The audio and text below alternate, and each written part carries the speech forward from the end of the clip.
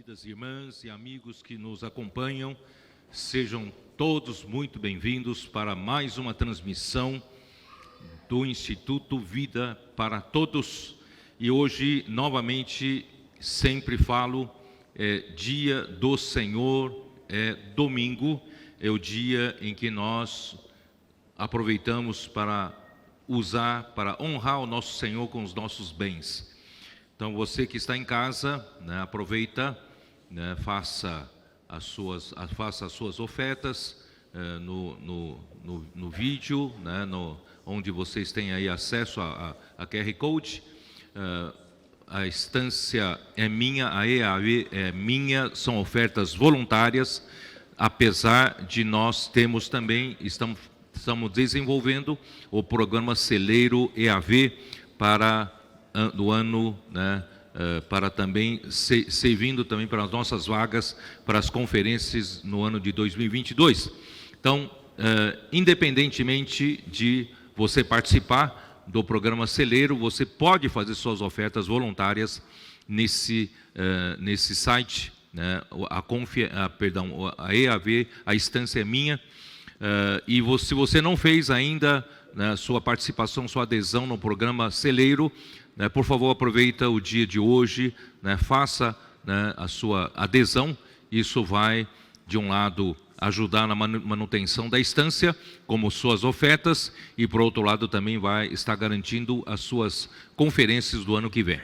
E também, as missões no exterior, nós cuidamos de muitas igrejas, em outros continentes, e depende das nossas ofertas para manter em ação essas frentes, e também o próprio Instituto Vida para Todos depende de ofertas para continuar servindo a nós, as igrejas e a todos os irmãos. E lembre-se também da sua região, da sua obra regional, seja sócios do Evangelho, seja ajudar a cuidar do CEAP, dos nossos comportores, e também lembre-se dos irmãos necessitados nessa hora difícil da pandemia. Se você conhecer alguns, cuidem deles, a recompensa virá do céu. E também da sua igreja local, da sua igreja, da sua localidade, tá? Lembre-se de fazer suas ofertas. Muito bem, então nós chegamos à mensagem 64. A mensagem 64 tem por título: ao vencedor eu lhe darei autoridade sobre as nações. Leitura da Bíblia, Apocalipse 2, versículos de 26 a 29, que diz o seguinte: ao vencedor que guardar até ao fim as minhas obras, eu lhe darei autoridade sobre as nações, e com cetro de ferro as regerá e as reduzirá a pedaços como se fossem objetos de barro. Assim como também eu recebi de meu Pai, dar-lhe-ei ainda a estrela da manhã.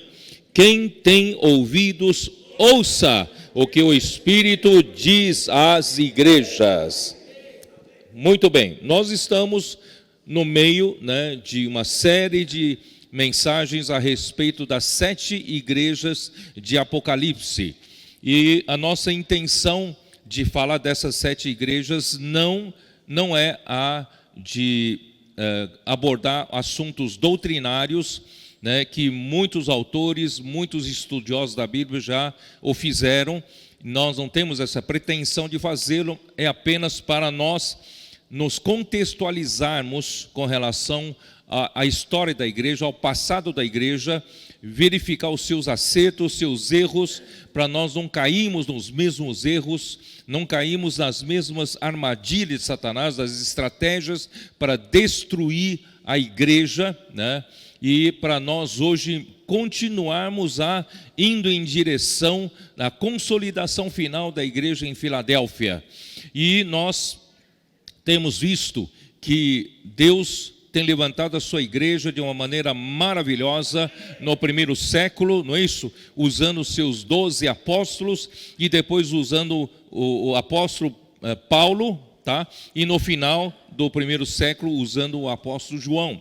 Então, a igreja em Éfeso é a primeira igreja abordada, cuja carta, né, João, o Espírito pede para João mandar a igreja em Éfeso, mas é para mandar para o anjo da igreja em Éfeso, porque naquele tempo, já no final, né, do primeiro século, já havia o amor pelo cargo, já havia se deteriorado, né, corrompido o coração das pessoas da igreja. Então, Deus hoje não olha para o cargo, não olha para os títulos. O Senhor hoje olha para a realidade.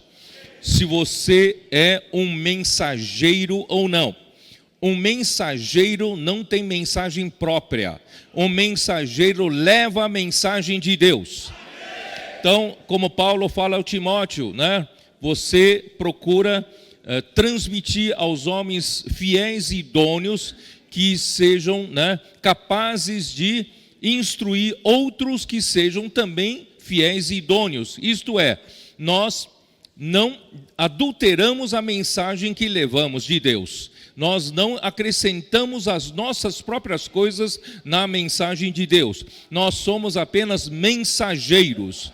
Então, quem é fiel nesse ponto, o Senhor usa no tempo de Apocalipse.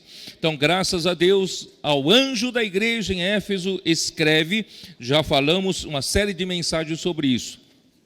E o problema da igreja, da igreja no primeiro século, eles, né, começaram de uma maneira maravilhosa, né, e o Senhor usou o apóstolo Paulo para trazer a revelação dos mistérios de Deus, abriu para nós todo o plano de Deus para a salvação do homem.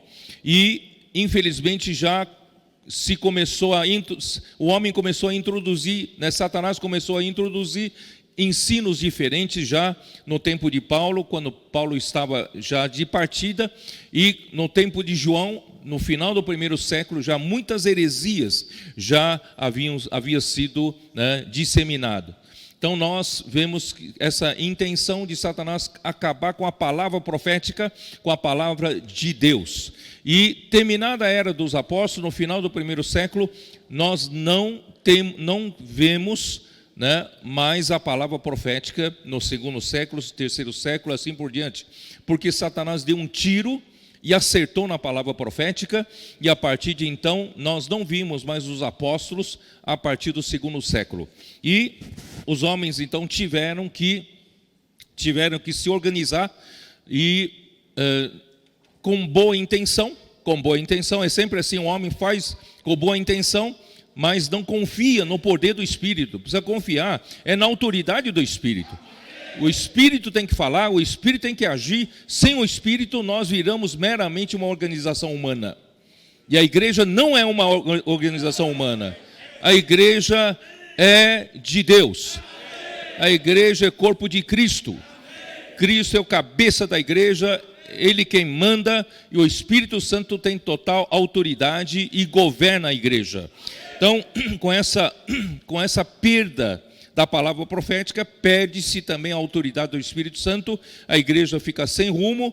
Para não perder totalmente a igreja, a unidade da igreja, para evitar divisões, então os bispos começaram a fortalecer o poder do episcopado, o poder dos bispos, e eles fizeram do bispo uma hierarquia superior aos presbíteros, e não é bíblico. Na Bíblia, presbíteros e bispos são a mesma coisa. Presbítero é uma pessoa anciã, experimentada, e bispo é supervisor, é a sua função de supervisionar a igreja. Então já houve essa diferenciação entre bispos e presbíteros, que não há na Bíblia, e os bispos começaram pela primeira vez, surgiu uma hierarquia na igreja, e com isso, com o passar do tempo, surgiu bispo, arcebispo e assim por diante.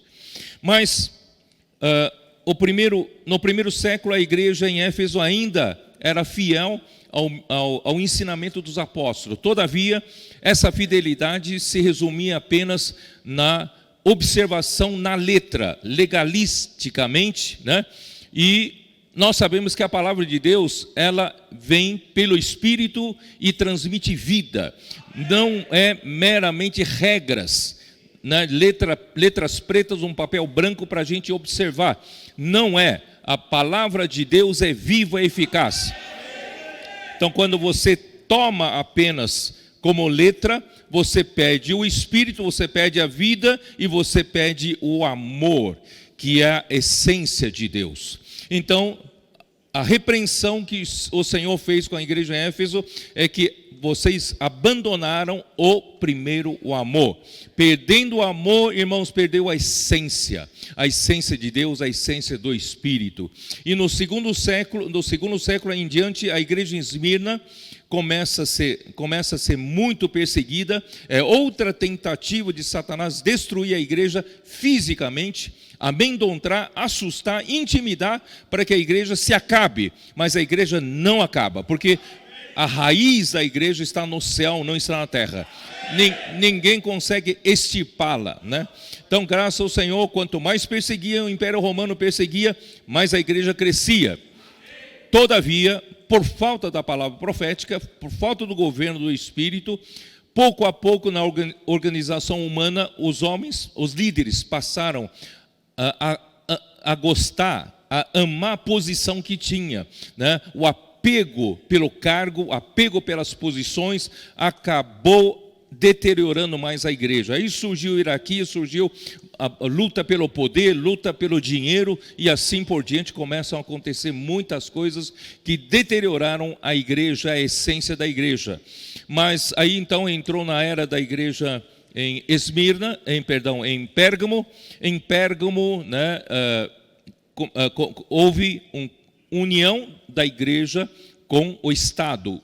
O imperador Constantino, né, adotou, né, a religião cristã como a religião do Estado, e com essa união, os assuntos da igreja passaram a ser assuntos do Estado, né, e houve uma confusão, uma mistura muito grande, porque a igreja é uma coisa celestial, espiritual, o Estado é uma coisa terrena, e ainda sujeito ao governo humano, contrário ao governo de Deus. Então, assim, nessa mistura, a igreja começou a inchar, né, aquela pequena semente de mostarda, que era para crescer como uma hortaliça, ficou uma grande árvore. A igreja não é para isso, a igreja não é para ficar grande, a igreja tem que alimentar as pessoas como hortaliça, certo? Então, aí perdeu a forma e começaram a ser introduzidas coisas horríveis, certo? Eu falei para vocês sobre batismo infantil, falei para vocês sobre ascetismo, monasticismo. Quem perdeu essas mensagens, vocês podem procurar no Instituto Vida para Todos, né? A igreja em Pérgamo, tá? Então, muitas coisas começaram a deteriorar, e até o próprio monasticismo, expliquei para vocês. Esses monastérios, os abades, começaram a procurar o bispo de Roma, né, para fugir das pressões dos seus bispos locais. E assim fortaleceu o bispo de Roma. É já um pré-anúncio do papado surgindo, certo?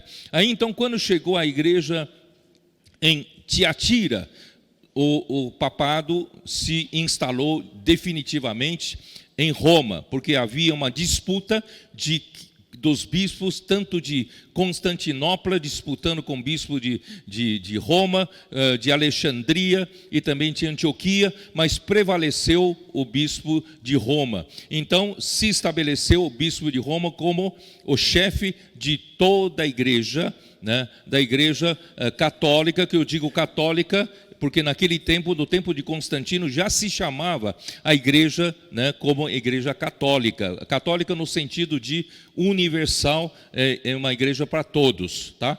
Então, assim, aí com isso, né, começou essa disputa pelo poder, acabou se estabelecendo em Roma, né, o bispo de Roma tendo ascendência sobre todos os demais bispos, e assim foi surgindo o papado, tá? E com isso, né, O que é... Bom, eu vou explicar aqui, talvez fica melhor eu começar já com isso, tá? Vou dar uma continuação daquilo que eu estava falando. Eu espero terminar hoje na igreja em Tiatira, porque semana que vem nós vamos começar já a mensagem da conferência de Mateus, tá?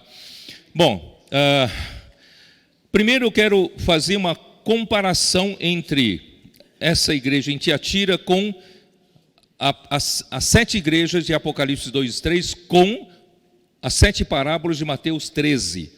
Abra a sua Bíblia, por favor, em Mateus 13. Vamos ver também a 4ª parábola. É a parábola do fermento, Mateus 13, 33. Mas antes disso, né, conforme já foi visto, a igreja, né, deve ser aquele grão de mostarda na parábola anterior. A igreja deve produzir alimento aos homens. Na parábola anterior, mostarda, que é uma hortaliça para alimento, cresceu de modo anormal e se tornou uma árvore. Isso ocorreu quando Constantino I, o Grande, ele, na primeira metade do século IV, uniu a igreja com o Estado. Muitos falsos cristãos foram introduzidos por causa do favor imperial. Assim, a igreja inchou, tornando-se em cristandade. A gente chama de cristandade, é um conjunto total não só de cristãos, mas daqueles que pertencem à aparência de ser cristão. Vocês entenderam? Todo aquele que parece alguma coisa ligada ao cristianismo, né? Mas às vezes não tem realidade, não tem nada que ver, mas nós chamamos esse conjunto todo maior de cristandade. E o fermento da 4ª parábola representa as coisas malignas, né? Aqui, qual é o fermento? Vamos dar uma olhada. Mateus 13, 33. Disse-lhes outra parábola: o reino dos céus é semelhante ao fermento que uma mulher tomou e escondeu em 3 medidas de farinha, até ficar tudo levedado. Vocês que são donas de casa, ou os irmãos que têm, né, facilidade com artes culinárias, sabem que se você esconder fermento dentro de farinha, você vai fazer com que a massa se levede, fermente, né? Aí fica uma massa fermentada, inchada, né? Então, o fermento, né, representa coisas malignas como a hipocrisia, a corrupção, o pecado. Podemos ver isso em Marcos 8,15. Dá uma olhada. O Evangelho de Marcos 8,15.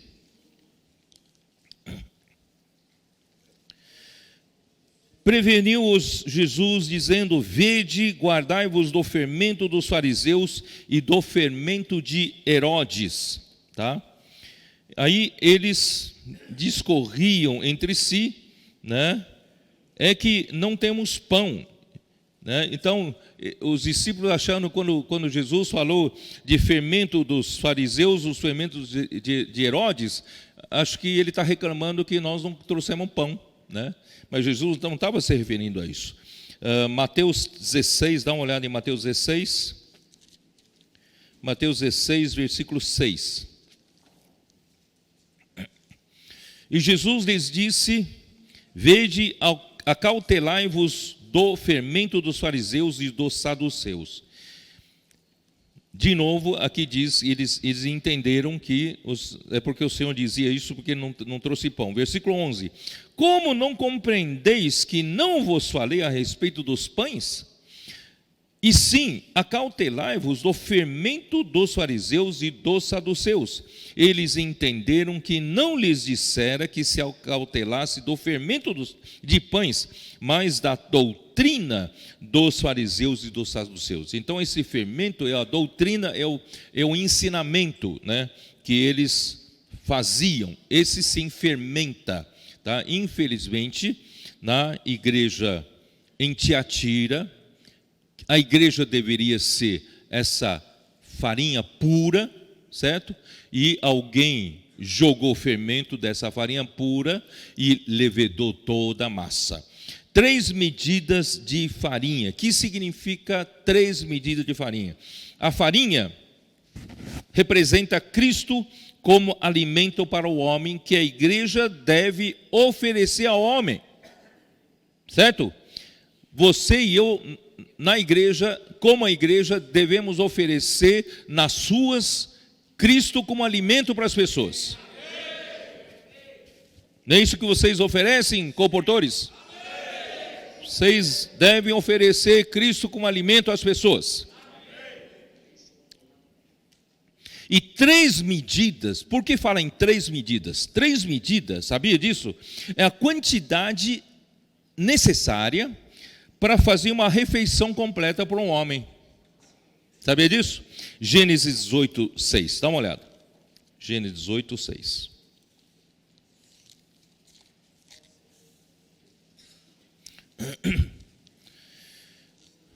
Ou, só para contextualizar vocês, versículo 1 diz assim: apareceu o Senhor a Abraão nos cavalhais de Manre, quando ele estava assentado à entrada da tenda no maior calor do dia.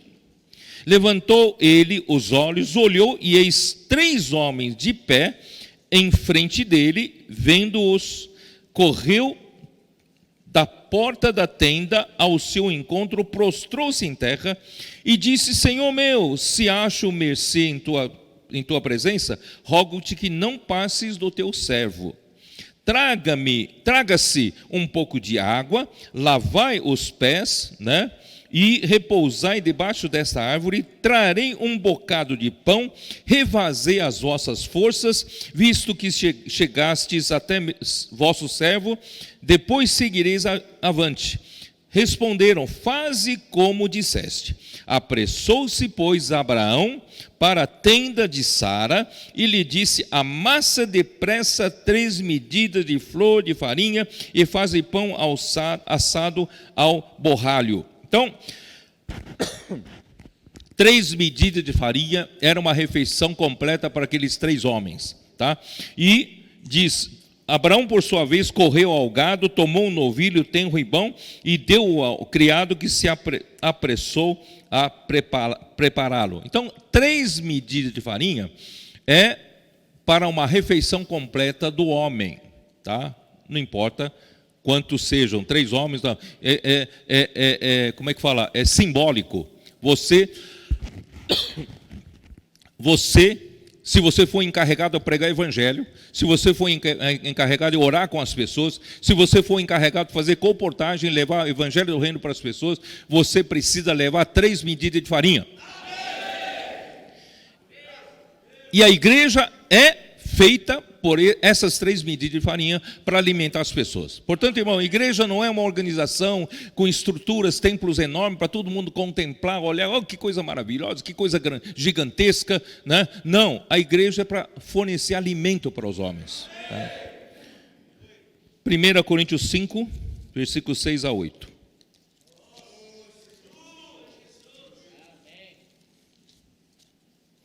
Vamos levar alimento para as pessoas. Infelizmente, os homens, ao longo desses séculos, foram construindo estruturas de templo gigantescas para, de certa forma, para o homem sentir-se pequeno dentro da suntuosidade da coisa. Irmãos, a igreja não é isso, não é para isso. A igreja tem que ser um lugar agradável para as pessoas se alimentar de Cristo. 1 Coríntios 5, versículos 6 e 8, embora nós tenhamos uma grande estrutura aqui, irmãos, da igreja de São Paulo, irmão, se você vê que não tem suntuosidade, não tem nada disso para amedrontar o homem. Parece que o homem fica pequeno dentro de uma estrutura, luxuosa, suntuosa, Então, não, esse é um lugar prático para a gente desfrutar de Cristo, para nos alimentarmos, certo? Versículo 6. Não é boa a vossa jactância, não sabeis que um pouco de fermento leveda a massa toda? Lançai fora o velho fermento, para que sejais nova massa, como sois de fato sem fermento. Pois também Cristo, nosso Cordeiro Pascal, foi imolado. Por isso, celebremos a festa, não com o velho fermento, nem com o fermento da maldade e da malícia, e sim com os asmos de sinceridade e da verdade.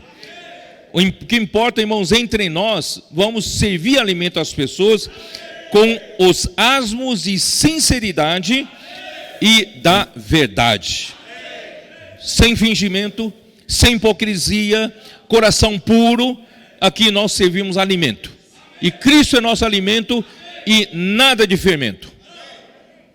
Ó Senhor Jesus. A igreja é nova massa.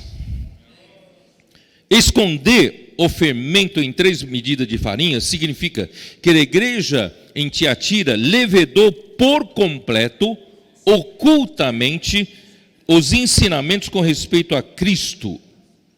Jezabel não somente ensinou, ainda seduziu os servos do Senhor a praticarem a prostituição e a comerem coisas sacrificadas aos ídolos. Isso já está em Apocalipse 2:20. Vamos voltar lá para Apocalipse, capítulo 2.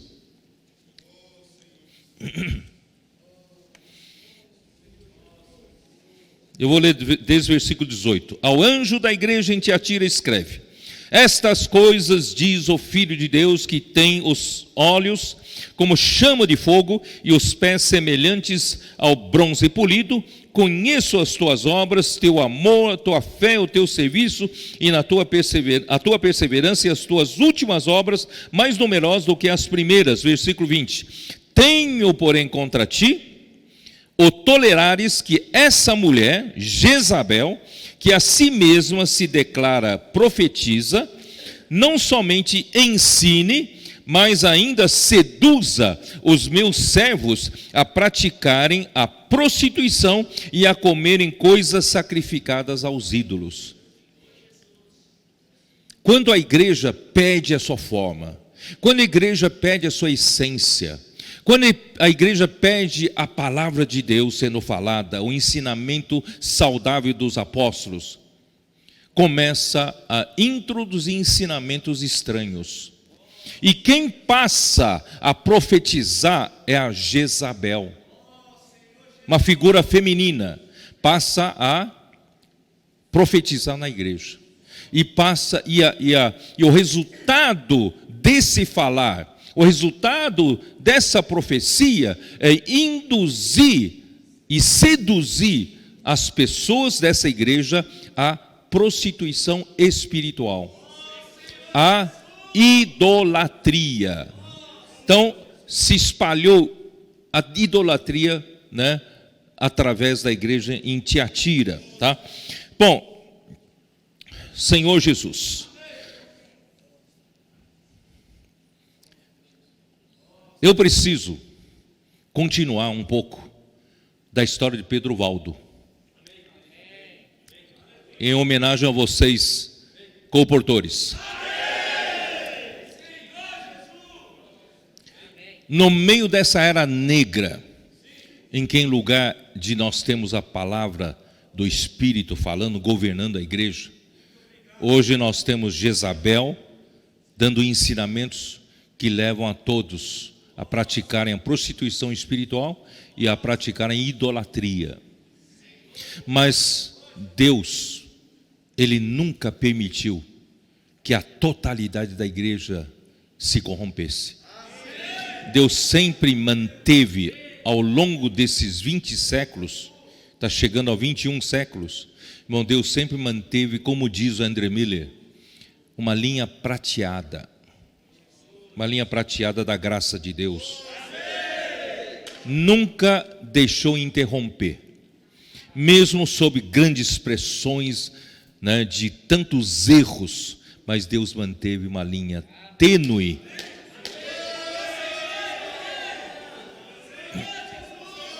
E Pedro Valdo foi um homem grandemente usado para isso. Só que se você ler o André Miller, ele vai dizer para você que na verdade os valdenses não necessariamente se extrair dessa palavra valdense de Pedro Valdo. Os valdenses já eram famosos numa prática que já não estavam contentes com esses ensinamentos errados de Jezabel, eles já estavam voltando para o ensinamento mais correto. Então, já eram chamados de valdenses, tá? Então, eu vou ler aqui para vocês. Eu vou introduzir, além dos valdenses, os albigenses. É difícil até de vocês anotarem, albigenses com G, tá? Albigenses. Desde o primeiro século, mesmo na degradação da igreja, Deus sempre manteve uma linha prateada, ainda que tênue algumas vezes, dos que não cederam aos erros. Muito antes de Pedro Valdo, houve grupos dissidentes ocidentais que habitavam em Albi. Aí vem o nome albigenses. Habitavam em Albi, cidade na região de Languedoc, no sul da França, nos vales do lado ocidental dos Alpes. Sabe que na Europa tem a Cordilheira dos Alpes, né? Do lado ocidental ficava a cidade de Albi e a região de Languedoc. Vou explicar um pouco melhor depois disso. Aí também surgiram do lado oriental dessa mesma Cordilheira dos Alpes, do lado oriental, estavam os valdenses. Vocês entenderam? Então, nessa Cordilheira dos Alpes, de um lado ficavam os albigenses e, por outro lado, ficavam os valdenses. Tá? Todos eles não concordavam com os erros praticados na época. Tá? Então, Deus preservou, deixa eu continuar lendo, nos vales, e os valdenses surgiram nos vales do lado oriental dessa enorme cadeia de montanhas. E Deus preservou e fortificou esses dois grupos por muitos séculos. Essa linha ficou por muitos séculos. Então, vou falar um pouco de Pedro Valdo, acrescentar um pouco mais, porque nós sempre tocamos nesse assunto de uma forma muito pontual, mas nós não colocamos na história, tá? Então, vou hoje tentar colocar na história. Pedro Valdo, mesmo confundido, segundo André Miller, mesmo confundido como fundador dos valdenses, esse homem que nasceu em Lyon merece o nosso louvor parcial por causa da sua abnegada atividade na luta pela verdade e contra os erros romanos.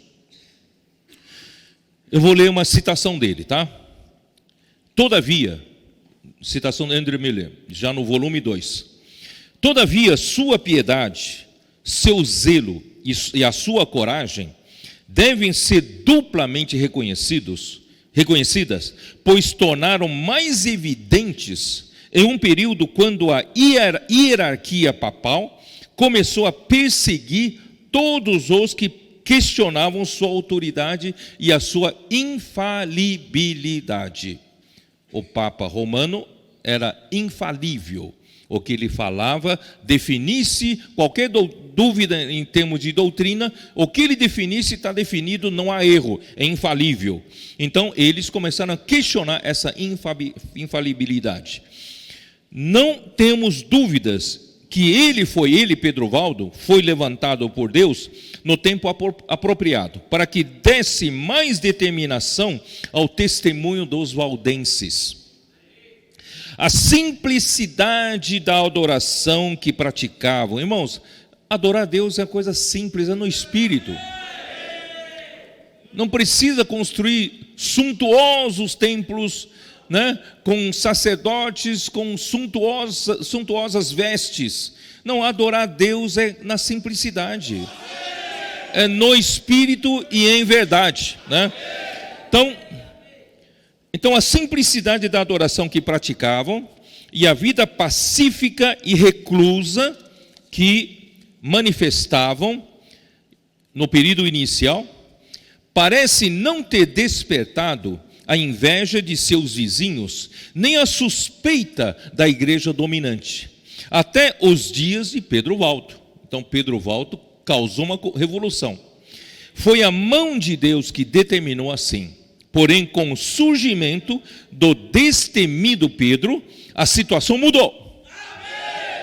Por volta do ano 1160, as práticas da idolatria que acompanhavam a doutrina da transubstanciação. O que é a doutrina da substanciação? Quem sabe? Vocês acabaram de tomar a ceia. Vocês acabaram de receber o pão e o cálice, certo? Isso é considerado como a Santa Ceia. E a doutrina de transubstanciação diz o seguinte, que quando nós celebramos a ceia, a Santa Ceia, esse pão se torna verdadeiramente a carne de Jesus. Isso é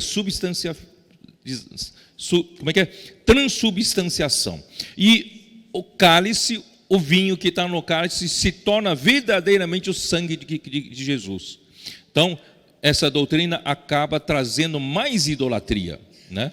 Então, causaram uma profunda impressão em Pedro Valdo, tá? Não é esse Pedro não, Pedro Valdo.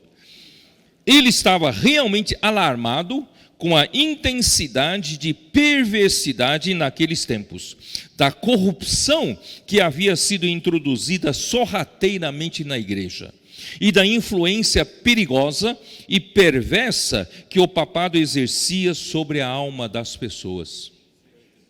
Vocês sabiam que já há muito tempo começaram a praticar indulgências. Vocês sabem disso, né? Que um sacerdote tinha o direito de perdoar um pecado de alguém. E o Papa, então, ele tinha, por exemplo, de onde veio aquele exército, né, que faziam as cruzadas, que são os cruzados.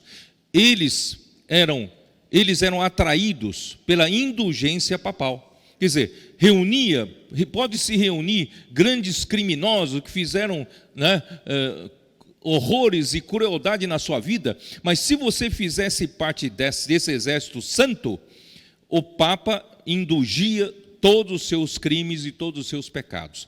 Então, quando você morrer, você vai ser recebido de braços abertos no céu. Então, essa era vamos dizer assim, o que eles acreditavam nisso. Então, muitos se alistavam para fazer parte desse exército. Imagina só, a igreja tem um exército armado. Já pensou, a gente tem um exército armado aí, ó, na rua? Ó Senhor Jesus, como pode ser? Então, irmãos, a indulgência enganou muita gente.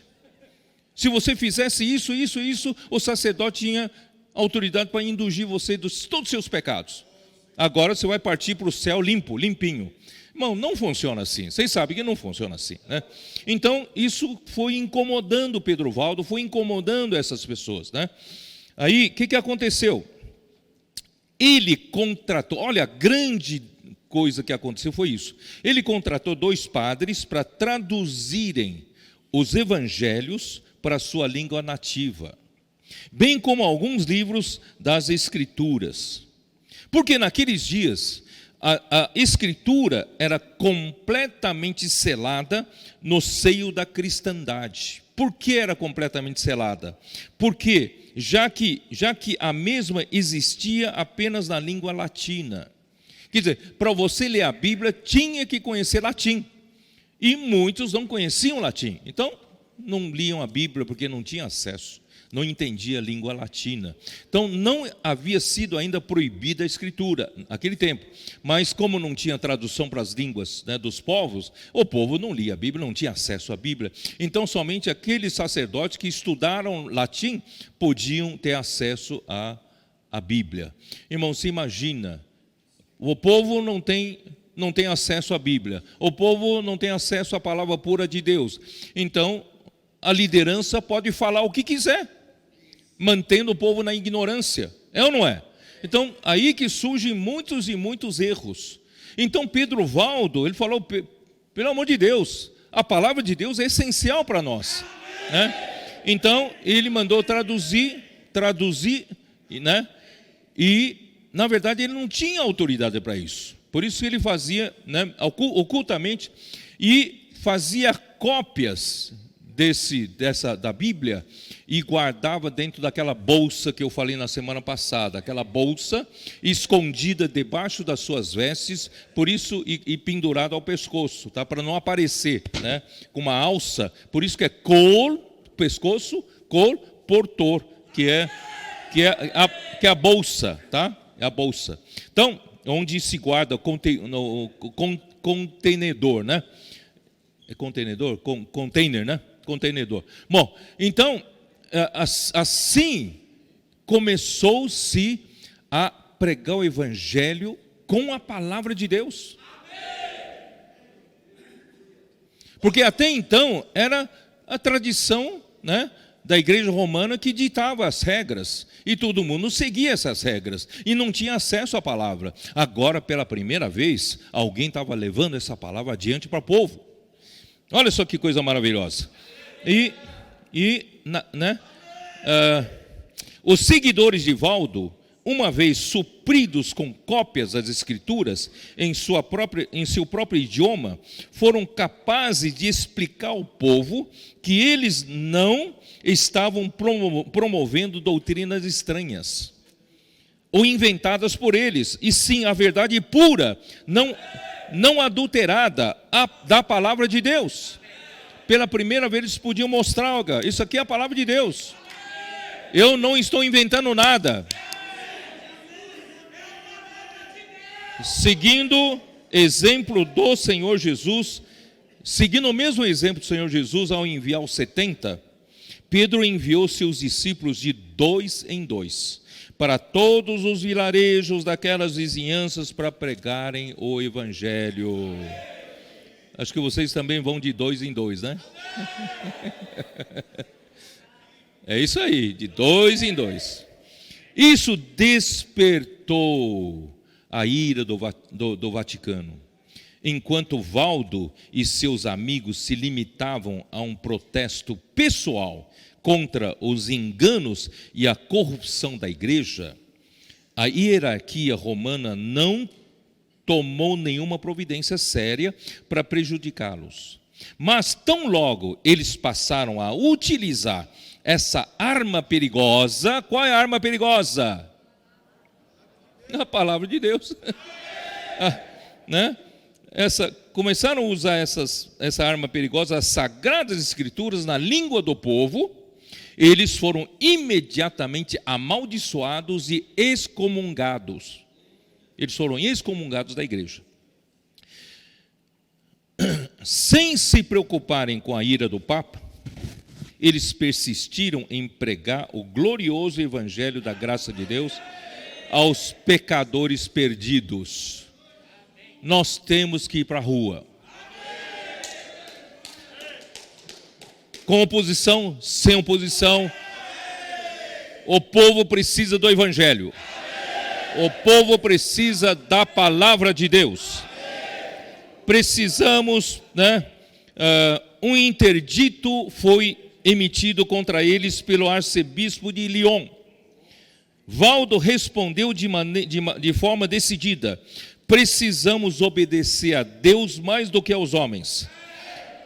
Daquele tempo em diante, os pobres homens de Lyon, como eles eram chamados, chamaram eles de pobres homens de Lyon, foram estigmatizados publicamente pelo clero como hereges e expostos ao desprezo. Se você olhar, se você assiste algum vídeo, né, da era medieval, da Idade Média, desse tempo, você vai ver, né, que a igreja romana perseguia os hereges. Você não sabe quem são esses hereges. Esses hereges são eles. Vocês colportores viraram hereges. Naquele tempo, não, hoje não, tá? Hoje não. Durante 3 anos, depois da sua primeira condenação, Pedro Valdo, Por volta do ano de 1172, Valdo conseguiu permanecer escondido na cidade de Lyon e em seus arredores. Porém, quando o Papa Alexandre III ordenou as mais severas medidas, não somente contra Valdo, mas contra todos que ousassem manter comunhão com o herege, ele fugiu de Lyon. E por amor aos seus amigos, ele se tornou um andarilho pelo resto da vida. Quer dizer, ele, para não prejudicar os outros, porque se ele ficasse do lado de alguns eram perseguidos, né, podiam ser mortos. Então ele se tornou andarilho pelo resto da sua vida. Depois de buscar abrigo seguro em alguns lugares, porém não encontrando nenhum lugar de repouso, porque em todo lugar buscava ele. Porém, Valdo então cruzou as montanhas em direção à Boêmia, terra de John Hus, ou João Hus, e de Jerônimo. Naquele lugar, finalmente veio a falecer, entrando no descanso eterno por volta do ano 1200. E quem era o John Hus? John Hus, ou Jean Hus, ele nasceu em 1369 e morreu em 1415. Ele iniciou um movimento baseado nas ideias de John Wycliffe, professor da Universidade de Oxford, reformador inglês, precursor das reformas, né, da igreja em Sardes, tá? Precursor das reformas que sacudiram a Europa nos séculos XV e XVI. Ele foi executado em 1415 por causa disso, queimado vivo, cantando um hino, um cântico. Ele foi considerado um precursor da reforma protestante. A sua estátua está na Praça Central de Praga, a Praça da Cidade Velha, na República Tcheca. Os irmãos que foram, alguns de nós fomos até lá no ano, acho que 2019, né? Nós fomos até lá, nós vimos a estátua dele dessa praça de Praga, tá? Então, assim, e ele era já um precursor do que viria na igreja em Sardes, tá? Bom, então eu quero dizer, essa linha prateada foi até lá, tá? Foi até lá. Dispersão dos seguidores de Pedro Valdo. Então, Pedro Valdo ficou andarilho e os seus seguidores. Semelhantemente à dispersão após a morte de Estevão, em Atos 8, vocês se lembram, né? O apóstolo Estevão, não, a morte de Estevão, perdão. A morte de Estevão, em Atos 8, o bendito evangelho foi propagado da maneira mais ampla através da Europa. Quer dizer, quanto maior foi a expansão, houve a dispersão dos seus seguidores e isso se espalhou na Europa, né? O grande poder desses pregadores simples residia no fato de possuírem as Sagradas Escrituras em sua própria língua. Ó Senhor Jesus! A palavra é uma arma. A palavra de Deus é a espada do Espírito. Eles liam os evangelhos, pregavam e oravam na língua comum das pessoas. Mesmo muitos deles, não temos dúvidas, acabaram chegando aos vales de Piemonte, já Itália, e na cidade de Languedoc, sul da França. Uma nova tradução da Bíblia uma nova tradução da Bíblia era uma enorme contribuição aos tesouros espirituais para todo aquele povo. Irmãos, imagina você com a Bíblia completa, hoje na sua mão. Imagina você tem a palavra profética sendo colocada em livros, para você entender hoje o plano de Deus, né, o que Deus está querendo falar para você hoje. Imagina só tantas riquezas que nós temos hoje. Como não pregar evangelho? Vamos pregar evangelho! Ó Senhor Jesus! O Papa Inocêncio III havia humilhado os poderosos reis. Olha, o Papa se tornou um poder, né, sobre as nações. O Papa havia humilhado os poderosos reis da Alemanha, da França e da Inglaterra, a quem quase toda a cristandade se submeteu ao poder papal, teve que experimentar o desprezado grupinho dos valdenses. O Papa mandava nas nações, mandava na Alemanha, mandava na França, mandava na Inglaterra, e agora tem um grupinho aí que mais faz cócegas para ele, e está perturbando ele, está incomodando ele, né? Então, que o desprezado grupinho dos valdenses lhe negava o reconhecimento como supremo cabeça da igreja. Como tolerar essa resistência à sua arrogante supremacia universal? Qual foi o crime deles? E como lidar com isso? Eles tinham a mais alta reputação em todos os lugares. Onde eles iam, eles tinham mais alta reputação. Por quê? Porque eles viviam aquilo que pregavam. E eles pregavam a pura palavra de Deus, né? Eles eram reconhecidos até mesmo pelos seus piores inimigos. Eram admirados por sua modéstia, vida simples, trabalho honesto, castidade e temperança. Seu único pecado consistia em se apoiarem nas Escrituras e somente nelas, em todas as questões pertinentes à fé e à adoração. Essa linha pura, irmãos, hoje a igreja de Filadélfia tem. O grande progresso dos pobres homens de Lyon, depois do início das perseguições, nos parece ter acontecido de uma forma rápida e alcançando uma larga extensão do território europeu. Eles foram para o sul da França, chegando até a Lombardia, avançando para os lados de Aragão, já na direção da Espanha. Na Lombardia, Itália, e na Provença, que é França, os valdenses possuíam mais escolas do que escolas da igreja romana. SEAP.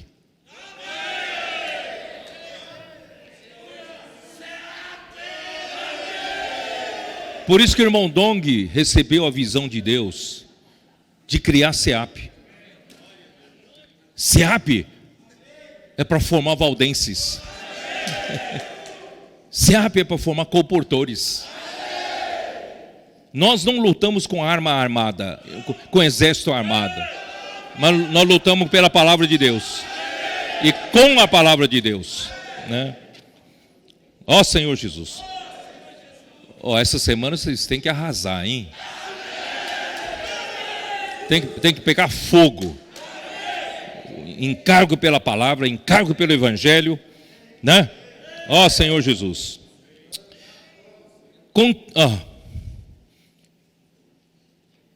No início, é isso, né? Deixa eu ver onde estou. Na Alemanha, eles tinham 41 escolas na diocese de Passau. 41 SEAPs. Nós temos no Brasil, quanto? 11 SEAPs, né? Eles já tinham 41. Desde a Inglaterra até o sul da Itália e do Helesponto até o rio Ebro da Espanha, seus princípios estavam propagados por todos os lugares. No início do seu reinado, o Papa Inocêncio III tinha muitas coisas para se preocupar. Vai se preocupar com essa coisinha aí, né? Buscava desestabilizar o poder alemão e italiano. Ele contendia alternadamente com os reis da França e da Inglaterra, dirigia a marcha da cruzada em direção à Terra Santa, Jerusalém. Isso vocês conhecem na história, certo? E por meio deles, ele destruiu o Império Grego. Olha só o poder que o Papa tem, né? Destruiu o Império Grego centrado em Constantinopla. Porém, ele estava determinado a punir, sem misericórdia, todo tipo de dissensão contra as normas estabelecidas pela Igreja de Roma. Coitado desses valdenses, aí começa. Os vales da região de Piemonte, Itália, e no sul da França, eram a sede da aversão contra Roma. Os albigenses receberam proteção das ricas cidades da região de Languedoc. Raimundo VI conde de Toulouse, era favorável aos valdenses. E o nome Languedoc foi dado a essas províncias do sul da França por causa da sua rica, melodiosa e flexível língua, que era usada como vernáculo naqueles lugares, chamado de Languedoc ou Languedoil, tá? E os líderes feudais, especialmente os condes de Toulouse e de Foix, apesar de respeitarem o rei como senhor supremo, possuíam e exerciam autoridade soberana sobre os seus domínios. Então, aquela região, né, as autoridades eram favoráveis aos valdenses. Essa bela região era uma região bonita, uma região bela, de vinícolas, de plantação de videira, né, para produção de vinho e também para a produção de azeite, né? E essa bela região havia alcançado um nível intelectual muito mais elevado do que qualquer parte da Europa. Porque o papado, além de agir de forma destruidora sobre a alma dos homens, mas também impede todo o progresso nos campos das artes e da educação do povo. Quer dizer, quanto mais manter na ignorância, melhor, né? Para o papado florescer, o espírito humano precisa ser mantido na ignorância, na superstição e na escravidão. Todavia, por um longo período de tempo, os habitantes de Languedoc não foram perturbados pela hierarquia romana, por isso as suas cidades se encheram de pessoas pacíficas, trabalhadoras e prósperas. Na mesma proporção em que a palavra de Deus prevalecia, a igreja de Roma e o clero caíam em um desprezo cada vez maior. Estes passaram a ser odiados tanto pelos nobres quanto pelo povo comum por causa da ganância e da imoralidade. A exploração dos órfãos e das viúvas, a desonestidade, a astúcia, a glutonaria e a bebedeira deles eram proverbiais e inegáveis. A grande parte da população renegava Roma naquele tempo. Então começa a perseguição aos hereges. O Papa Inocêncio III envia então uma carta aos prelados. Prelados, vocês sabem que é a autoridade eclesiástica, né? Prelados e príncipes do sul da França, para tomarem medidas enérgicas para suprimir a heresia. Os hereges devem ser amaldiçoados e banidos, pois ousaram desafiar o poder papal. Raimundo e outros príncipes que conheciam o caráter puro desses cristãos, recusaram-se a executar a ordem de aniquilação. Eles tinham ordem de aniquilar, né, os valdenses e os albigenses. No ano de 1209, o Papa manda 300 mil guerreiros para tratar disso. 300 mil. Alguns historiadores falam de 500 mil, meio milhão de soldados. Com símbolos da cruz, vocês sabem, né? O símbolo da cruz, dos cruzados, era uma cruzada contra os cristãos agora. A cruzada nunca foi contra os cristãos agora, pela primeira vez, né? Estava se usando uma cruzada contra cristãos.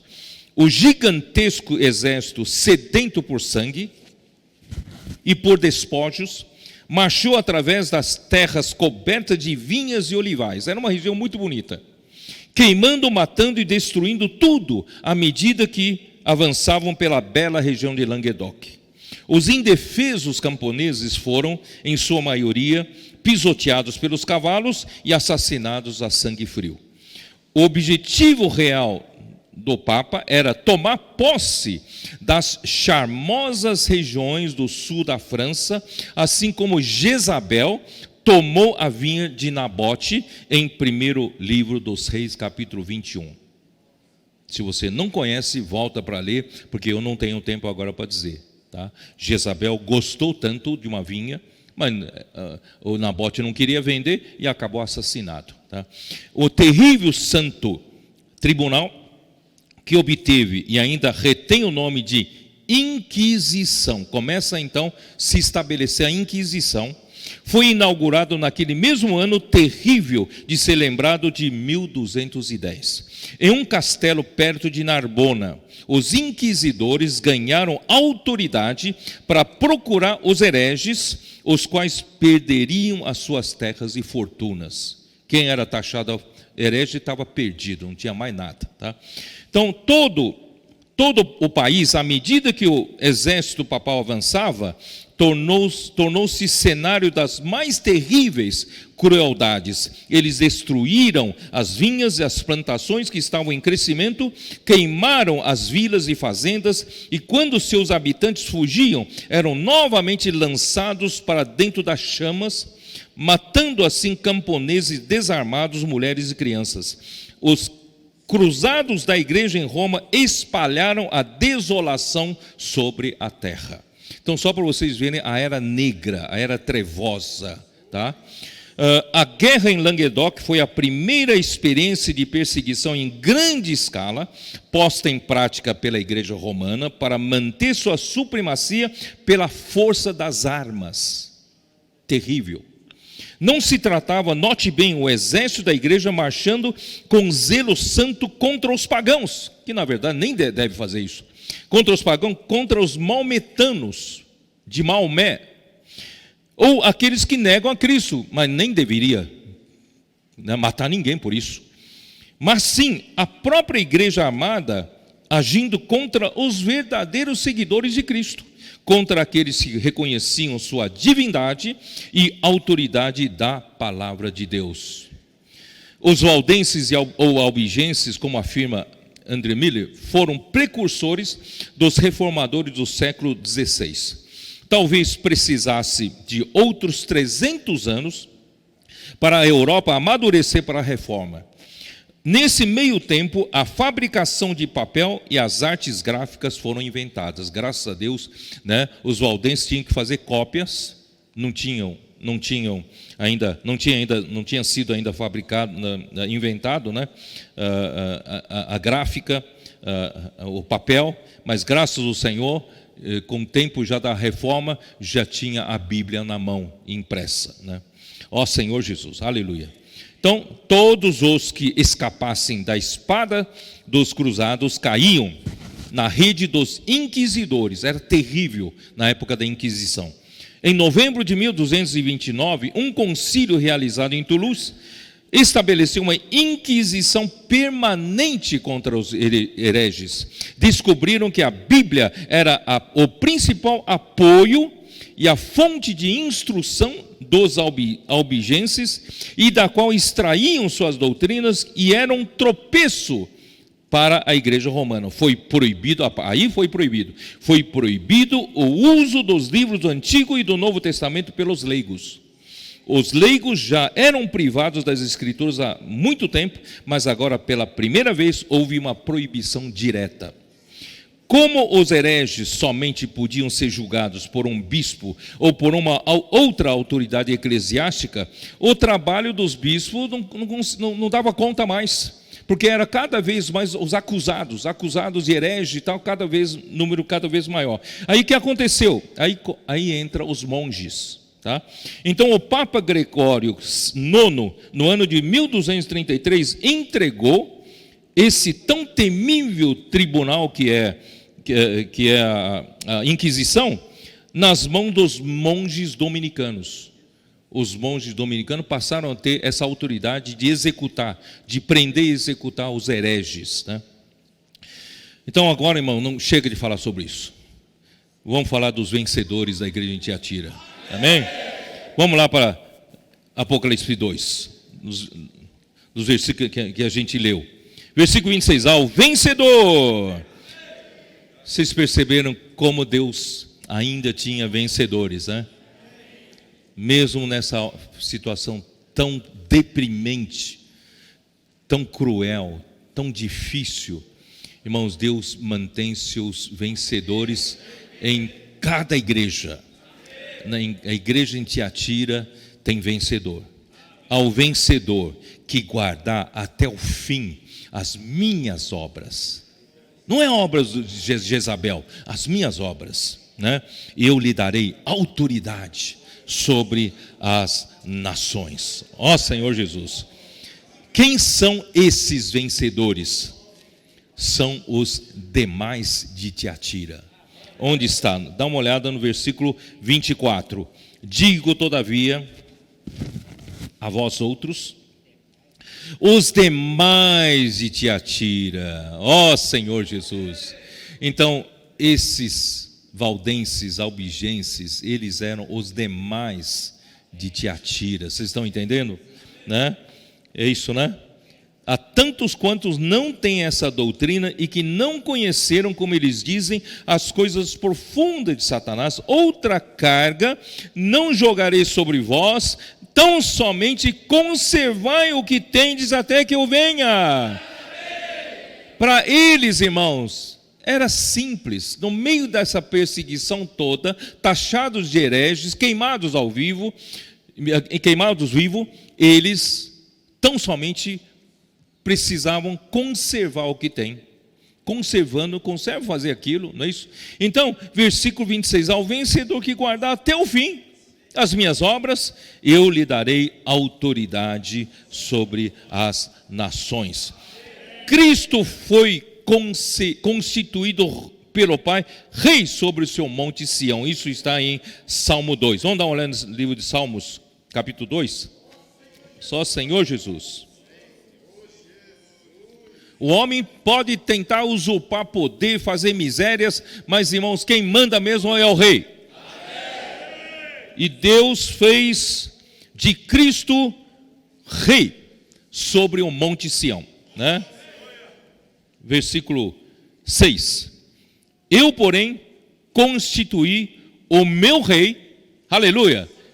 Deus constituiu o seu rei, o meu rei sobre o meu santo monte Sião.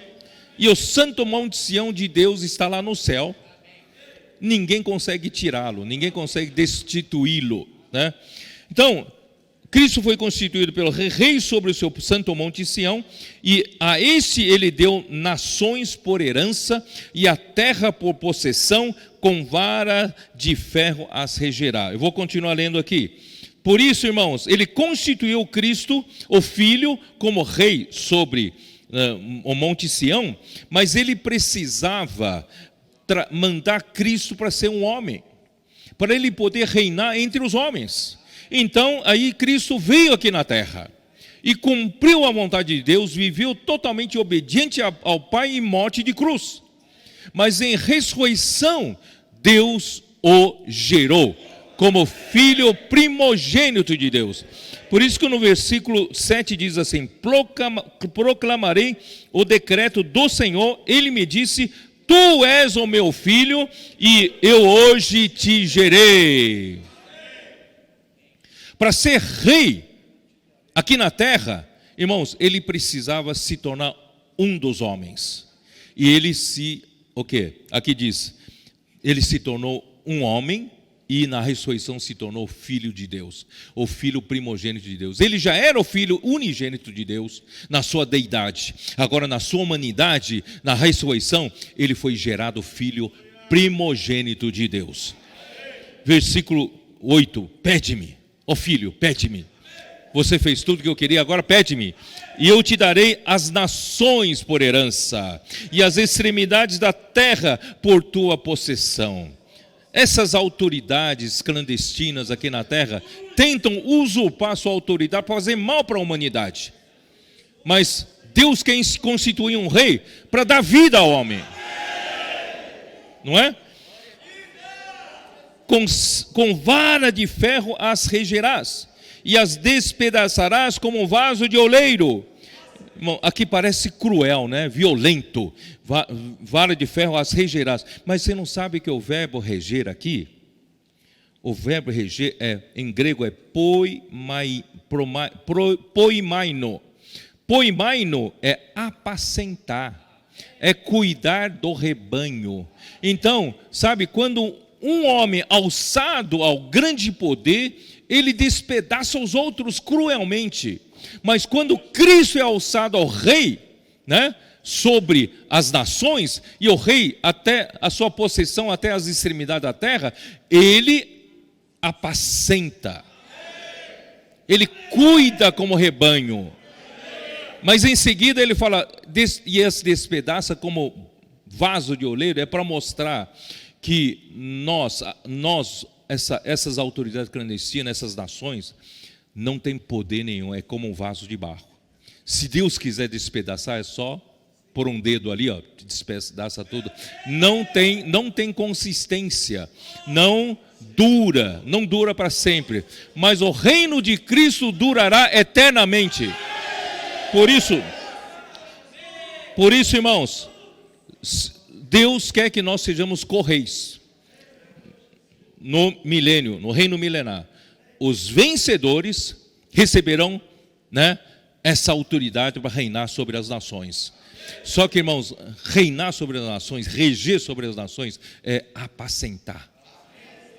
Deus quer que você cuide. A rede de cuidados. Graças a Deus nós temos uma rede de cuidados. Nós temos um exército, não exército romano, mas o nosso exército espiritual nas ruas, exército de Cristo nas ruas, libertando as pessoas das garras do inimigo, resgatando as pessoas para a salvação, não é isso? E graças a Deus hoje nós pegamos contato das pessoas que querem ser cuidadas e nós colocamos na igreja para ser cuidado. A rede de cuidado está cuidando de muitas pessoas. Hoje de manhã, essas 20 pessoas ou mais, não sei quantas exatamente, essas 20 pessoas que estavam aqui na frente estão aqui pela primeira vez e foram ganhas pela rede de cuidados. Deus quer nos entregar pessoas para apacentarmos.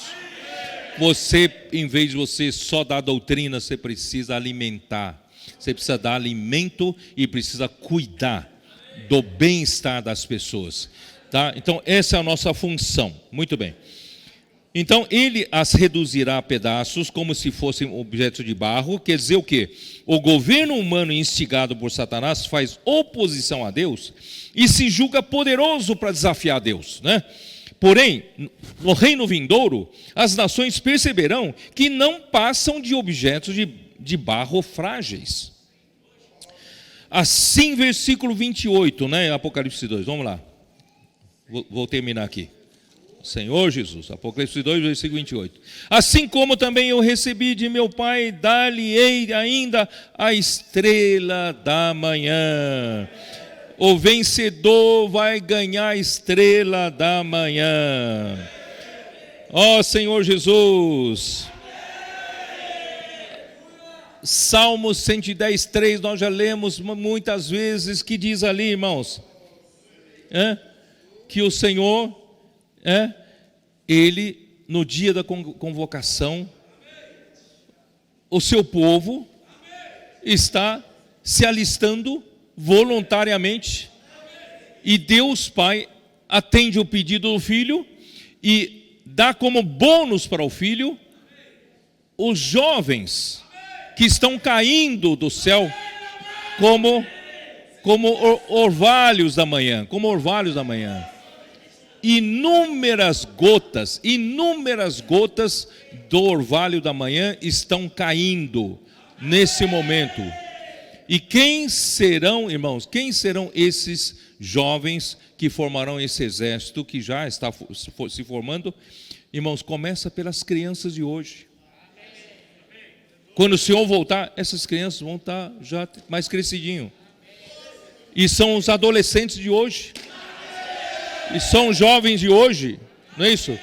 Então, graças a Deus, é uma bênção os pais saírem para orar pelas pessoas, pregar o evangelho. Leva seus filhos, leva os seus netos, para eles já se acostumarem nessa nova cultura de tirar as pessoas das ruas, trazer para o reino de Deus, né? Os nossos meninos de 6 anos, 8 anos, ou até menos, já vem o exemplo dos pais, dos avós, não é isso?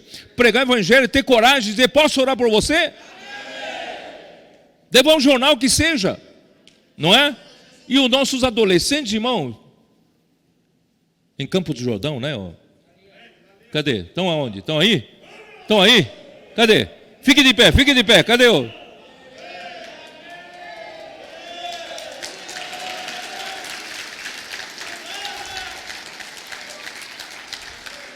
Esses comportores, nós estamos chamando de mirim, mas eles já não é tão mirim, olha o tamanho deles, né?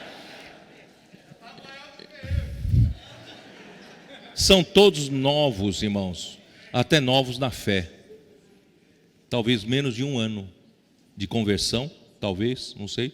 Irmãos, são simples. Já entraram por esse caminho de amar a palavra profética. Já amaram por esse caminho de obediência e simplicidade. Estão encabeçados, não fazem coisa por si, estão encabeçados e estão correndo atrás da palavra profética, estão obedecendo, praticando a palavra profética, e Deus tem usado esses jovens, meninos até, certo? Para invadir nas ruas, no reino. Irmão, nas ruas é o mundo é de Satanás. O príncipe desse mundo é dele. Mas, irmão, nós estamos sacando do mundo, vamos tirando do mundo as pessoas para o reino de Deus. Então, os nossos meninos, nossas crianças, nossos adolescentes, nossos jovens hoje, vão crescer nesse ambiente saudável. Não tem medo de abrir a boca para orar com as pessoas. Não tem mais medo. A gente tinha muito medo, mas eles não têm medo. Eles não têm medo de pregar evangelho. Não tem medo de fazer comportagem. Não tem medo. Entendeu? Por quê? Porque, irmãos, o Senhor está criando uma nova geração, formando os exércitos de jovens santos, cumprindo a promessa de Salmo 110, versículo 3. Enquanto que nesse mundo, avançando tão forte com as ideologias malignas, invadindo, né, o coração dos nossos meninos, nossas crianças, com esses ensinamentos malignos. E nós, irmãos, em vez de deixar nossos filhos, nossas crianças de braços cruzados, esperando o quê? Esperando que venha, cada um seja degradado, cada um seja deteriorado com essas ideologias malignas. Vamos botar eles na rua. Eles vão ter experiências vivas com o Senhor. Eles vão ter experiências vivas com a palavra de Deus, conhecendo a Cristo e os seus caminhos. Que o Senhor abençoe a eles, né? E para esses, estão vendo a aurora chegar. A maioria não sabe que a volta do Senhor está muito breve. A aurora já começou, porque a obra dos 7 Espíritos já está fazendo, está atuando entre nós. Aquilo que era uma comportagem convencional, hoje o Senhor usou 7 Espíritos para turbinar a comportagem, e a comportagem está fazendo diferença nas ruas. As pessoas estão começando a conhecer, né, a palavra de Deus, a palavra escrita, os livros. Até o final desse ano, nós teremos, de 2019 até o final desse ano, nós teremos distribuído já, semeados, 6 milhões de livros. 6 milhões de livros.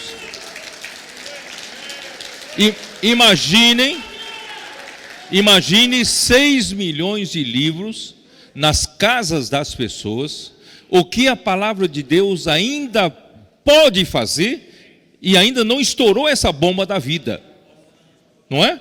Algumas bombas já estouraram, já estão aqui conosco, mas algumas bombas ainda não estouraram, ainda vão ganhar muito da palavra de Deus.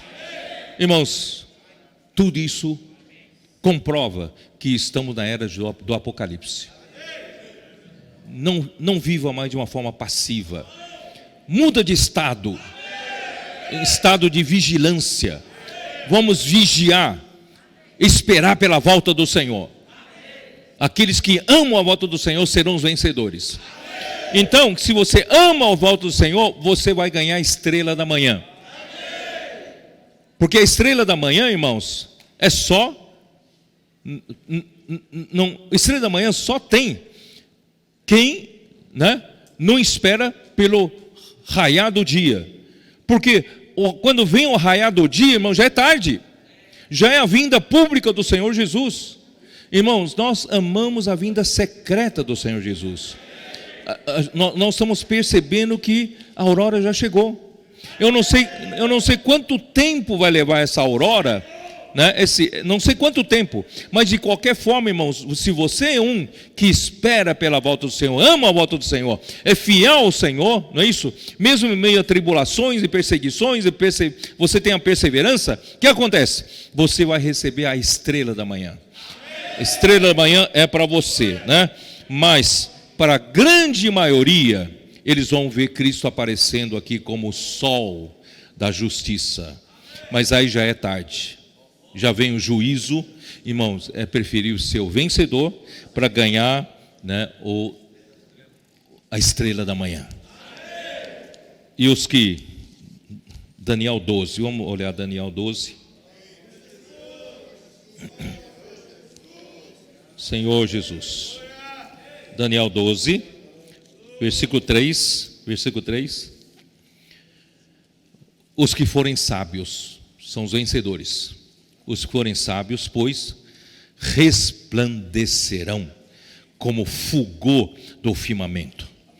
E os que a muitos conduzirem à justiça, que somos nós que vamos na rua pregar evangelho, eu posso orar por você, fazer comportar, nós estamos conduzindo muitos à justiça. Serão o quê? Serão como as estrelas, sempre e eternamente.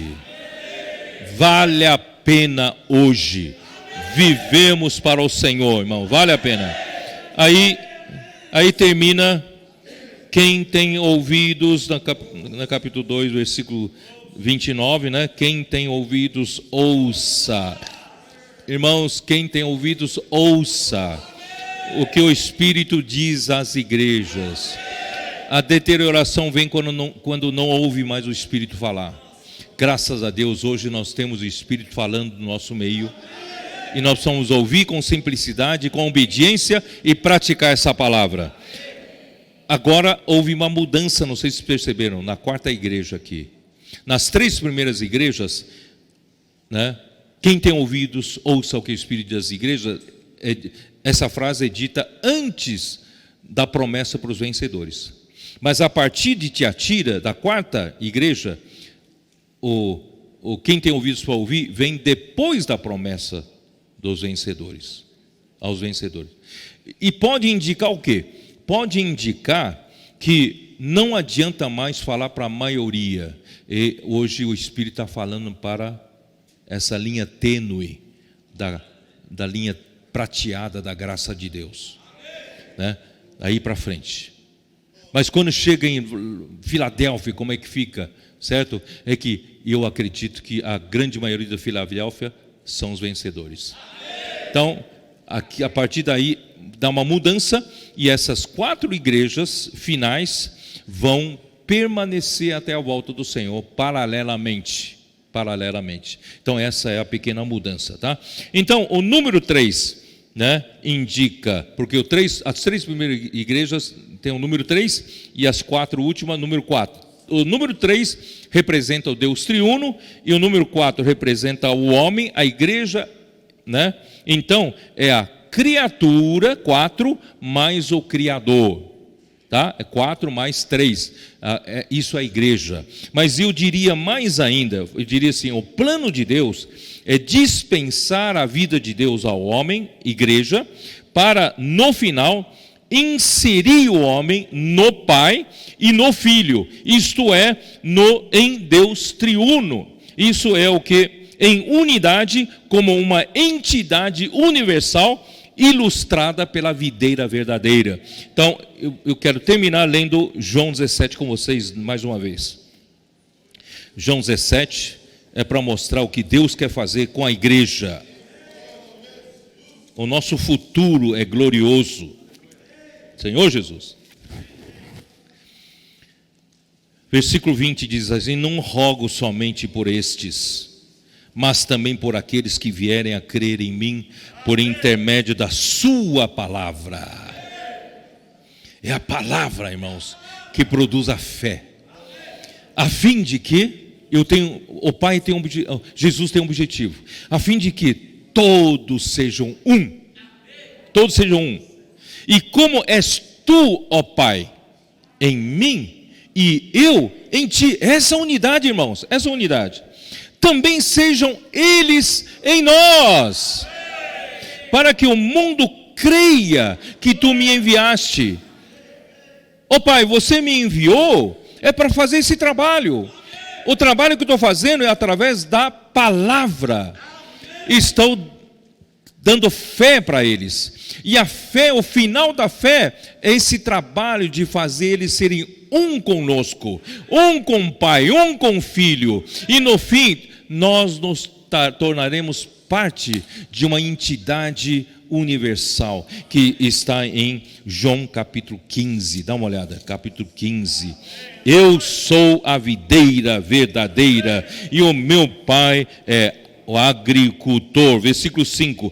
Eu sou a videira, vós os ramos. Quem permanece em mim e eu nele, esse dá muito fruto, e porque sem mim nada podeis fazer. Você tira a igreja da autoridade do Espírito Santo. Você tira a igreja da ligação com Cristo. Irmãos, a igreja nada pode fazer. Fica instrumento na mão de Satanás para deterioração, para degradação. Mas, irmãos, se a igreja tivesse unido, né, a verdadeira videira, através da palavra, irmãos, essa igreja dá muito fruto. E não só isso, o objetivo final é fazer a igreja se tornar uma com o próprio Pai e Filho. E fazemos parte dessa entidade universal que é a verdadeira videira. Cristo é a verdadeira videira e nós somos os ramos. Quem vai olhar, certo? Não consegue mais separar um do outro. Nós somos essa entidade, né, final. Por isso, irmãos, o resultado final será o número 7, o número da completude. Chega, né? Precisa falar mais alguma coisa? É para a gente sair daqui queimando, né? A gente sair daqui queimando, louvando ao Senhor, que nós estamos numa era tão privilegiada, uma era final. Vamos trazer o reino de Deus de volta. Vamos continuar fazendo esse trabalho que o Senhor tem falado para a gente fazer, né? E realmente abençoando muitas pessoas, né? Para poder também enxergar isso, serem vencedores juntamente conosco. Amém. Deus abençoe a todos. Amém.